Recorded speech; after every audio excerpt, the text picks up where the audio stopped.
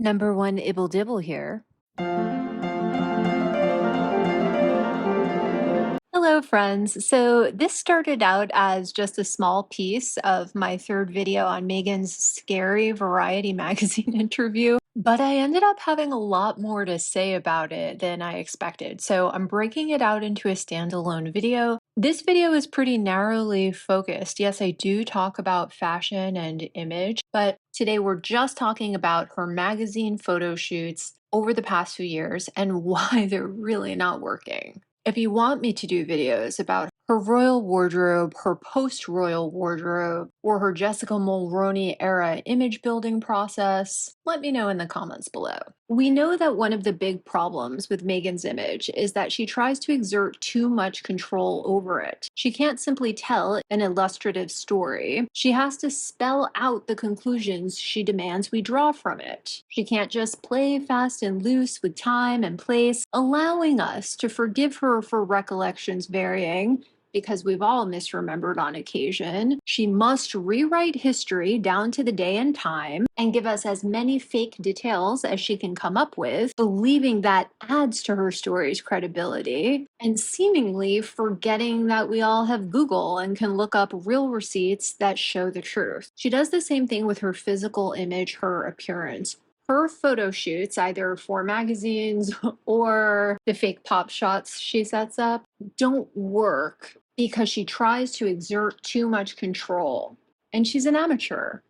Even fashion icons who have their own brand signifiers are not necessarily the best at dressing themselves because, like the rest of us, they don't necessarily agree entirely with how other people see them, or they're more interested in evolving than they are in working within their established vocabulary. For example, the late great Karl Lagerfeld was always iconically Karl. Rachel Zoe, who, love her or hate her, is a legendary Hollywood stylist, never strayed from her aesthetic. It does exactly what it says on the tin. Other undeniably very fashiony people, Victoria Beckham, Olivier Rousteing, can sometimes look a little off because they're trying something new. All this to say, in attempting to style and brand herself, Meghan is way out of her depth. Normally, when a model or celebrity does a photo shoot, they allow a creative director or stylist to apply an artistic vision, or at the very least, an elevated aesthetic that runs through wardrobe, hair, makeup, set, lighting, and the editing in post.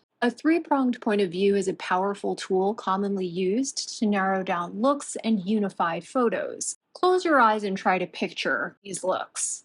When I say Jetsons, pastels, utility wear, or preppy handbook zombies in Morocco, you have an idea of the colors, textures, scenery, vibe I'm looking for. A team can start to pull clothes, plan palettes, etc. Fashion models are typically nameless, agendaless clothes hangers, so the artistic values of the shoot can be really extreme, but the concept is simple. Too many elements and you lose your message. Too few elements and you lose authority and engagement. For celebrities, more critical thinking is required to conceptually link the looks with the star's particular legacy, if it's a general profile, and even more care is required if it's meant to promote a new project. Somehow, celebs need to be both totally them and totally fresh. And there lies the celebrity styling paradox. They very much want to project the image they feel has worked for them so far. The first example that springs to mind is Paris Hilton in bubblegum pink rhinestone everything for a solid 25 years now. Another one you might be familiar with is Reese Witherspoon, Southern Belle, monogram everything. In the long term, this strategy can make a star into an icon. Before Paris and Reese, there was Dolly. On the other hand, the farther you push the artistry of the visuals, the farther away they are from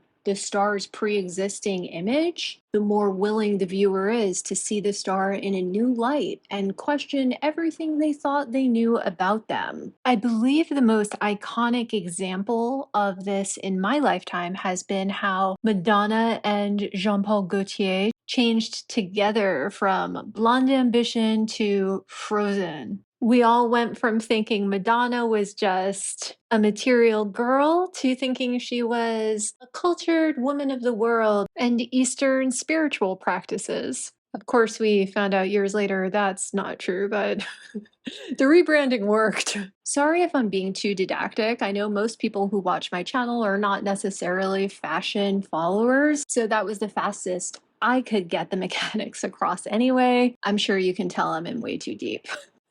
In an effort to be instructive, I'm going to use two photo shoots of women Meghan might care to use herself as inspiration by way of example to show what a successful shoot looks like. First, let's look at this Elle Online profile of Zoe Kravitz, a young, hip, biracial Californian that all the cool kids love. She's an Yves Saint Laurent ambassador. She played in an A-list ensemble in Big Little Lies. She married and divorced a European man. Anyway, this was to accompany a short conversation to promote YSL Beauty, and in literally two photos, they give us 80s rock and roll and nostalgia for her mom and dad. Here's another one from Elle. This went in print and online. It's Michelle Obama, iconic liberal first lady. When this shoot was done in 2018, she was promoting what would become, I believe, the best-selling memoir of all time, Becoming. And these photos were to promote the book as part of an interview with Oprah. She truly has become a fashion icon in her own right in the years since. So this was really a jumping off point for her style-wise. It's only 4 photos in a black, white, and silver palette. I would describe it as couture, minimalist, Stella got her groove back. Both of these shoots are great because they give fans enough identifiers to feel like they know and recognize the star, but do something fresh and conceptual enough that it leads the fans to ask the questions you want them to ask. In Zoe's case, is this the beauty ideal of the new generation, showing me how I cannot look dated? In Michelle's case, we've only known her in one role, but the world isn't black and white, is it? Can I learn more about her true colors in this book? So that's the superficial visual breakdown of why these shoots work. But the behind the scenes people making these shoots work are their stylists. Production companies can change, hair, makeup artists can change, but Zoe has been working with Andrew Mukamal since at least 2014, and Michelle Obama has been working with her stylist, Meredith Coupe, for even longer, I believe since shortly after she entered the White House in 2008. These stylists know the essence of their client and know how to get that across perfectly. So those are the two places where Meghan really messes up her own photo shoots. When I look at her pictures, I think I know what happened. First, she has no loyalty to any particular stylist. She doesn't see herself in any stylist's work, or she just doesn't think it's really important to have a consistent long-running relationship with a stylist. It definitely is. Sometimes it's great for a celebrity to try a new stylist for really high-end editorial because someone with a really different point of view than they're used to can take them to a really cool place aesthetically. This is Gisele on the cover of Italian Vogue this month, styled by Ibrahim Kamara, fresh off her divorce from Tom Brady. It's a new dawn, it's a new day, it's a new way of life for her, and she's feeling good, clearly. But it's always a bad thing for red carpet and magazines like Variety that are not only willing to be more flexible, but kind of expecting celebrities to bring their own crew. This quality differential is clearly seen when you compare Meghan's photos from different shoots. In this video, I'm just focusing on her post-royal profiles, so we're going to look at Variety, The Cut, and Time. Let me be clear, none of these photo sets are good. They are not good, but some are stronger than others. In the Variety photos, there is no clear message with the clothes. There's also no consistency in the style of background, the style of editing. This is a jumble unworthy of a J. Crew catalog. I do not know how it made it into a Variety profile. This was styled by Rebecca Grice, whose main clients are the Haim sisters and SNL alumni. I don't mean to be rude, but why? Why her? I feel like she was a wreck from some comedian friend of Meghan's, like Pamela Adlon. Not someone Meghan actually vibes with. But maybe that's just me forgetting Megan's soft and silly dimensionality again. Also, it's super clear that Megan just told her what to do, and the stylist didn't fight her on it. I think Megan's micromanagement is even more obvious in the Time shoot, which, in my opinion, is the ugliest among them. The stylist for this was the very expensive, very A-list Nina Hallworth, who mostly does red carpet and big commercial campaigns. For example, she's been styling both Jennifer Aniston and Brad Pitt on and off since they were married. Her Insta page has a lot of Kiki Dunst, Patrick Dempsey, whose wife is a really well-established Hollywood makeup artist, anyone lucky enough to be in a Sofia Coppola film who doesn't have a stylist of their own, etc. So why is everything wrong with these Time magazine photos of Meghan? The clothes are wrong, the colors are wrong, the mood is wrong, the Photoshop is wrong. I think we can only point in one direction. It looks like Meghan Googled Nancy Pelosi's favorite fall designers and forced Nina to work there really narrowly instead of in her wheelhouse, which, even when it comes to daytime business looks, is much more feminine. If you're hiring Nina Hallworth, go full royal princess, not corporate, you fool. This is a personal conspiracy theory of mine, but I've never seen a stylist connected to the $80,000 Ralph and Russo couture engagement dress disaster. I've only seen the photographer taking all the heat saying, oh, she had a couple things to choose from and she felt the most comfortable in that one. I don't think the palace goes in for that sort of thing because Kate's engagement dress was from Reese. Also, while I don't doubt Meghan has the audacity to call designers like Ralph and Russo and ask for super speed couture, I don't believe she would have the clout to do that on her own, whether or not she was getting engaged to Harry, especially with no guarantee that she would wear the dress and name the designer. I think she used an elite Hollywood stylist for that photo shoot, and I suspect that stylist was Nina because she had already ordered a bunch of Ralph and Russo couture that season for her other clients. Maybe Meghan still wanted to use the most expensive stylist in the universe for what she perceived to be the best press she's gotten thus far, but was afraid to get into the princess zone after that engagement dress blowback. The cut profile was styled by Jessica Willis, the fashion director for the magazine. She's not my favorite stylist, but she plays with ideas of androgyny, architecture, and negative space better than I do, that's for sure. Those facets of her styling show up in her pictures with Meghan, and they flatter Meghan in a way that Rebecca Grice and Nina Hallworth's looks did not. However, despite her best efforts, these looks are not great. And they look like they came from 4 different shoots. Why? Meghan is micromanaging these stylists in an unprofessional way. The looks pulled for these shoots are so similar. Halter neck dresses, Olivia Pope pantsuits, Mother of the Bride gowns, and they reflect Meghan's personal taste, not any artistic vision or even just any non-artistic but consistently elegant style.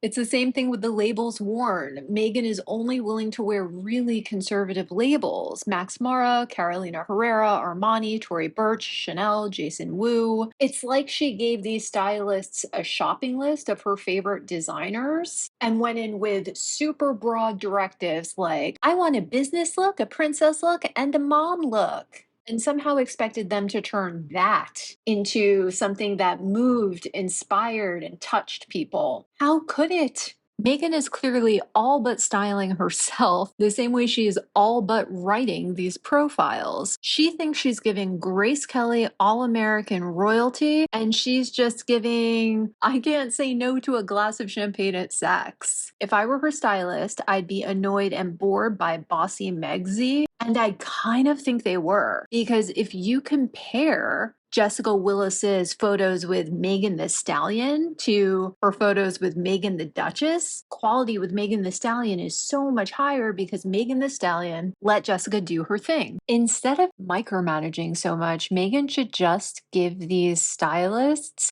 her truth. She should use her voice to speak her truth, which is she wants to look like a jet setter or a bi-coastal socialite for highbrow publications and a stealth wealth yummy mummy for more lowbrow publications. Maybe she's embarrassed to admit that, as if the stylist she's paying for is going to pop on Twitter like, "The People's Princess is a sham. It's all a lie. She's not just a working mom, world." So yeah, that's my simple but I promise effective advice to Meghan. Find a great stylist who genuinely seems to like you as a person and trust them. Ooh, I feel them now. Those thumbs down on this video for giving Meghan good advice. Well, friends, let me balance it out with two pieces of snark that made me laugh. As I said, she can't seem to be loyal to a stylist, makeup artist, or photographer, but there's one person who's credited on every single one of Meghan's shoots. Katie Lee, her colorist. Take a look at Katie Lee's work. Do you see what I see? White hair, very highlighted white hair.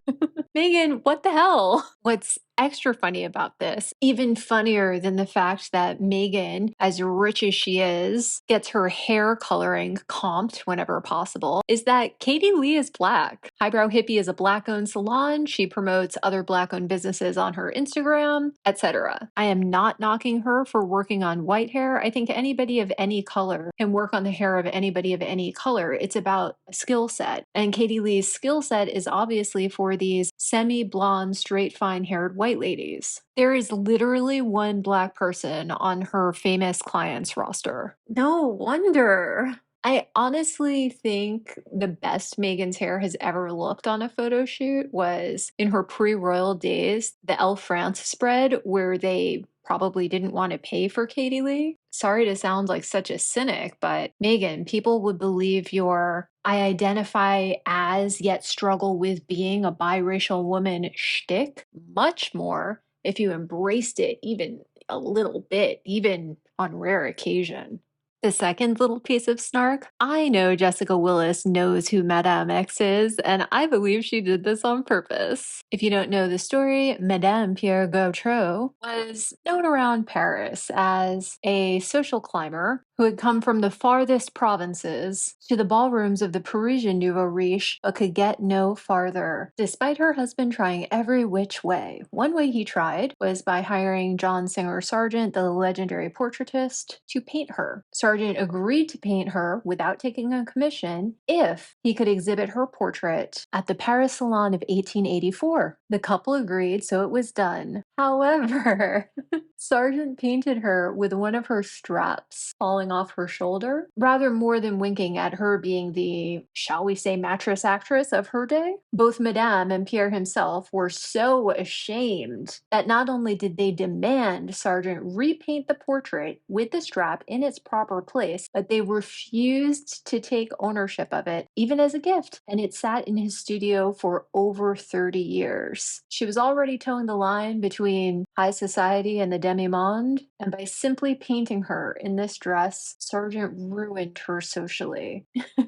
I know this anecdote is getting a little long, but I hope this makes you laugh. When Sargent finally sold it to the Metropolitan Museum of Art in New York City, where I've seen it hanging a million times, and I'm sure Jessica Willis has too, he commented, quote, "I suppose it's the best thing I've ever done," end quote. He did, being a well-mannered person, ask that the museum call the painting Madame X rather than using her name, and they did hide her identity for over a century. What do you think? Do you think Jessica Willis gave us an unwitting Madame X? Let me know in the comments. Doodles! Don't forget to like, share, and subscribe.